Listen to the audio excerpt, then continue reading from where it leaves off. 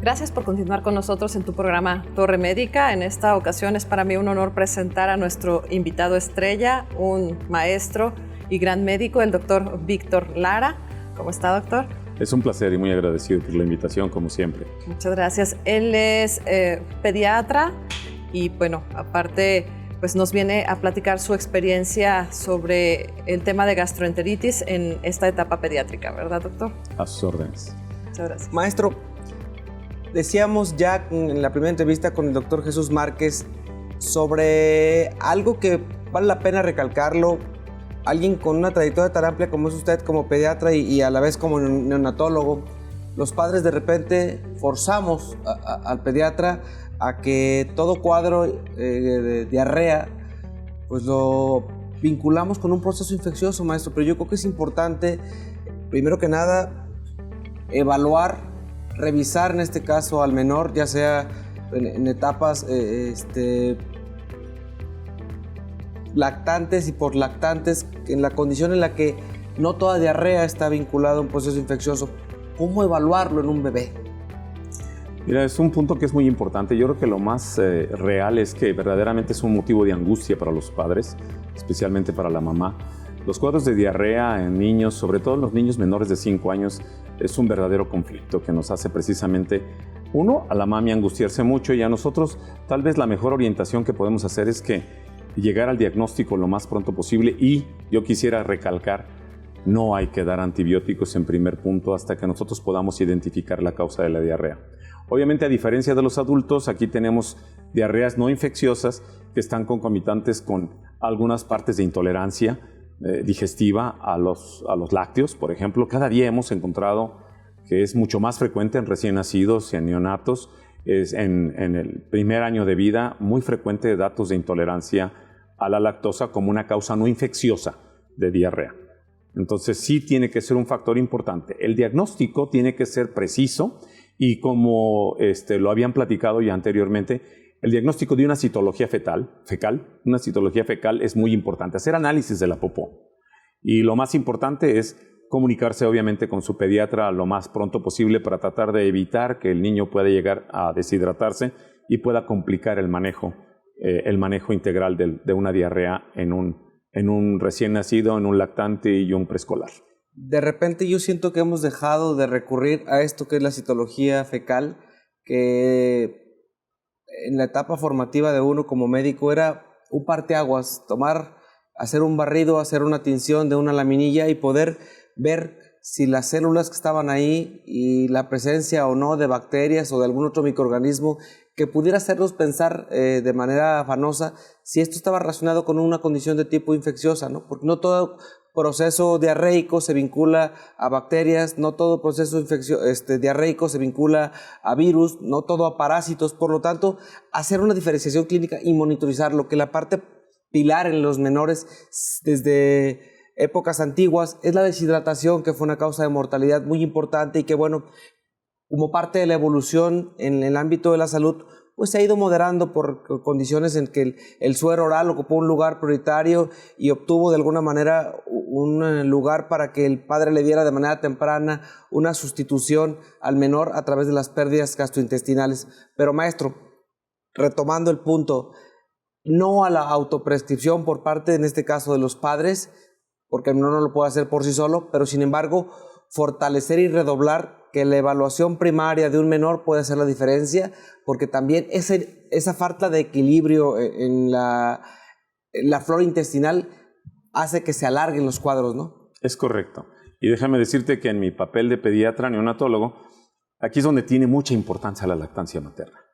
Y yo aquí sí hago énfasis mucho en que las mamis que tienen su primer bebé y que a lo mejor tienen dudas, la lactancia materna hace en el futuro de un ser humano mucho impacto. No lo valoramos en el momento inicial, pero en el futuro, un niño que recibe una lactancia materna por más de 6 meses es un niño que tiene cierto proceso de protección a los procesos diarreicos mejor que el niño que no la tiene. Entonces, en principio, yo creo que eso es lo que tiene que recomendársele a las mamis, es de que cuando su bebé tenga diarrea, dependiendo de la edad, si es un recién nacido del primer mes a los 3 meses, es importante inclusive hasta la alimentación. Las mamis a veces se preocupan por el número de veces que hace un bebé popó, y entonces volteas y dices tú, bueno, si un recién nacido es alimentado a la lactancia materna, sí, puede hacer popó cada vez que coma. Y puede ser aguada, amarilla, como si fuera mostaza líquida. Y eso puede para algunas mamás, sin conocimiento, pensar que se trata de un cuadro de diarrea, cuando es secundario precisamente a esa hermosura de la ventaja que es la lactancia materna. Cuando los niños no tienen lactancia materna y son alimentados con fórmula, la posibilidad es que el niño tiene que hacer pues por lo menos de 1 a 3 evacuaciones al día, y no deben de tener características importantes que la mamá tiene que observar, como es moco en la popó, como es sangre, como que el bebé empiece a rozarse, como que el bebé tenga inclusive dolor al hacer la evacuación. Son los puntos importantes que deben de hacerle a la mami considerar que algo no está bien en el intestino de ese pequeñín. Doctor, tenemos entre las mamás, cuando los bebés empiezan con la dentición, emplear un término de diarrea ácida. Es porque le está saliendo el diente. Es correcto.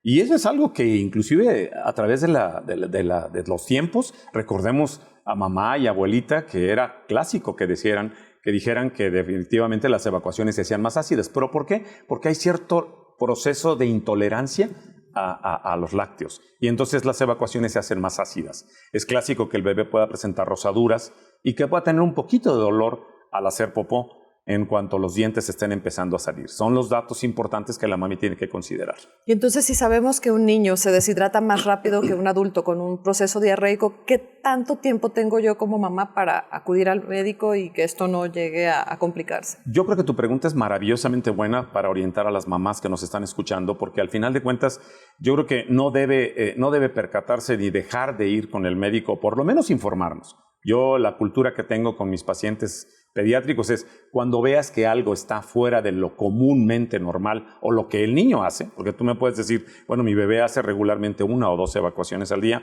pero ella lleva 6 y lleva 7, inmediatamente comunicarse con el pediatra para tratar de identificar y orientar la mejor manera de atender.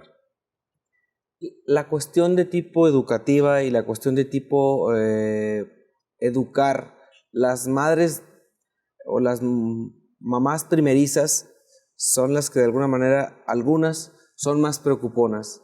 La vía de comunicación primaria muchas veces no es el pediatra, es la mamá, es la abuela, es otra mujer que ya tuvo 5, 4, 3, 2, 1, ¿verdad? Pero que la orientan a veces de manera poco clara, pero dicen, así fue en mi tiempo. Hablábamos de la evolución en cuanto al uso de fórmulas excesivas, todavía ese reto que ha habido, todavía esa renuencia que ha tomado oleadas, la lactancia y la importancia que tiene en los cuadros gastrointestinales en los menores, maestro. Es muy importante eso.